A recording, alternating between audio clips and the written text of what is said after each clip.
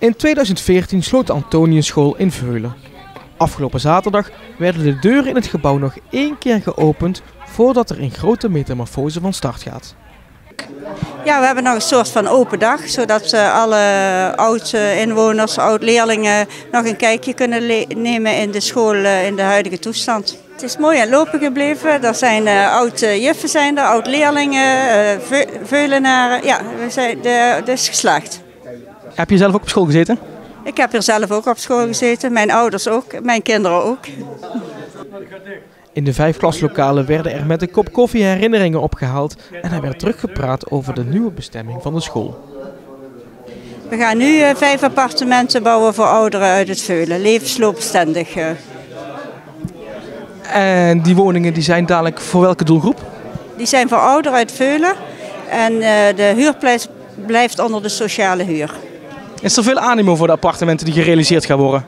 Ja, die is er al. We hebben al verschillende mensen die interesse hebben.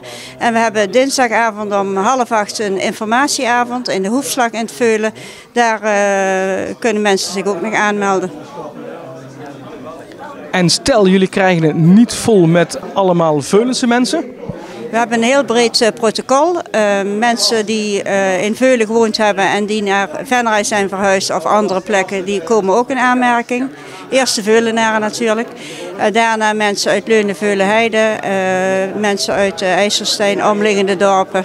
Zo willen we het insteken. Wanneer beginnen jullie met de verbouwing en wanneer hopen jullie dadelijk tot het klaar is? We zijn al begonnen. 2 december hebben we de sleutel gekregen en afgelopen week is het asbest uit de school verwijderd. En nu gaan we beginnen met slopen dit jaar nog.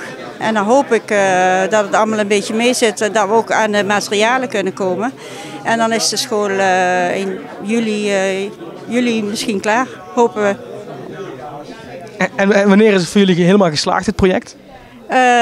Als er 5 ouderen uit Veulen wonen, dat de mensen hier levensloopbestendig kunnen wonen.